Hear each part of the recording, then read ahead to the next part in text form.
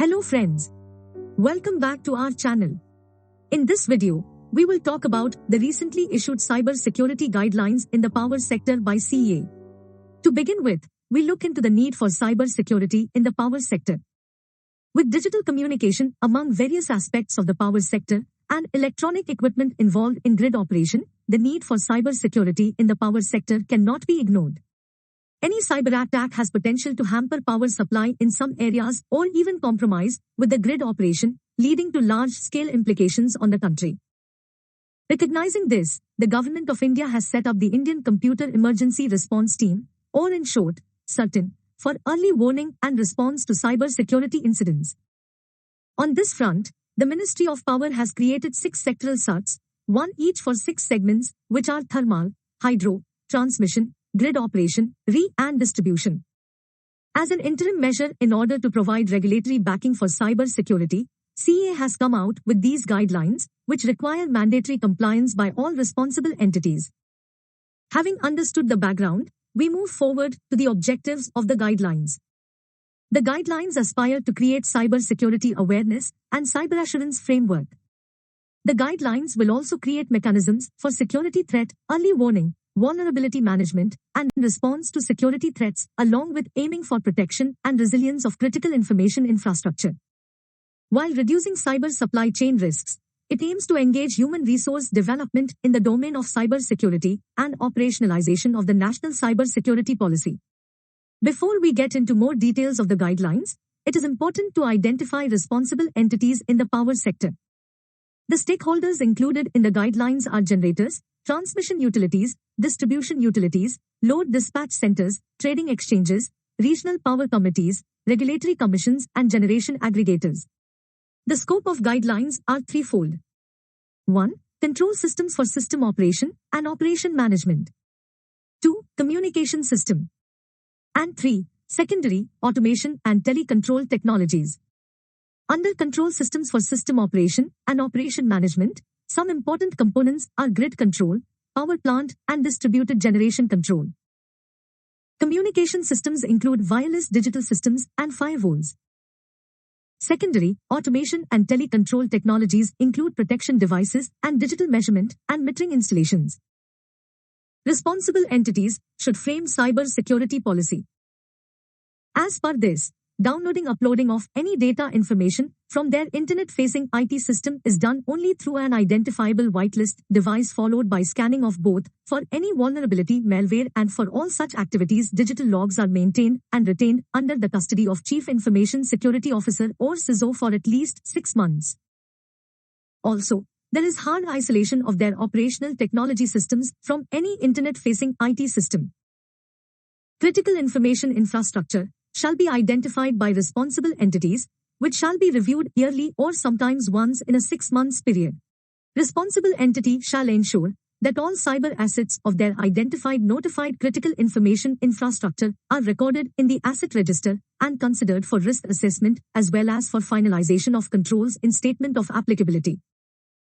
Next, we move to electronic security perimeter, which means the logical border surrounding a network to which the cyber systems of power supply system are connected using a routable protocol. Responsible entity shall identify and document the electronic security perimeter and all access points to the perimeter.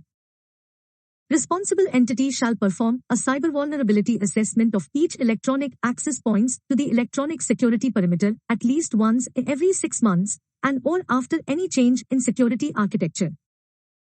There will be Information Security Division in responsible entity, which will be containing engineers having valid certificates of successful completion of course on cyber security of power sector from the training institutes designated by CEA.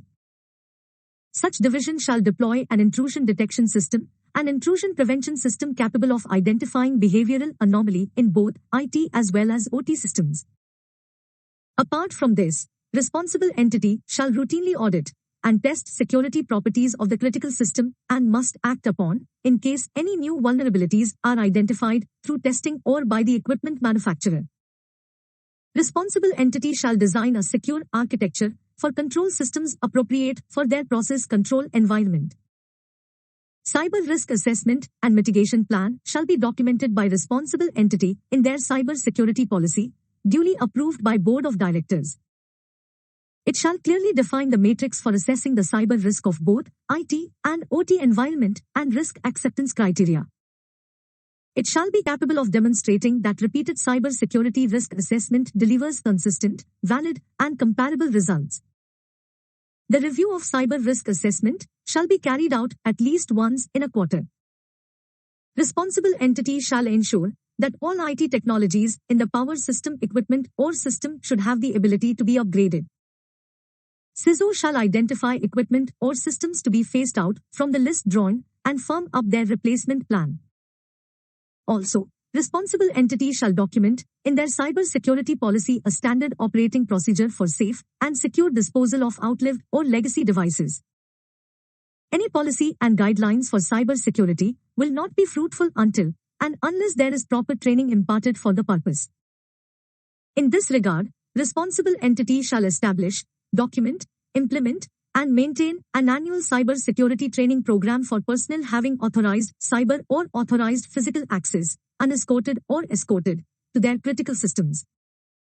Same shall be reviewed annually for periodic updation. While guidelines provide a holistic list of topics covered under this training program, some of them are vulnerability assessment in the critical system, detecting cyber attacks on SCADA and ICS systems, and handling of critical system during cyber crisis. All personnel engaged in O&M of IT and OT systems shall mandatorily undergo courses on cyber security of power sector from any of the training institutes designated by CEA, immediately within 90 days from the notification of CEA guidelines on cyber security in power sector.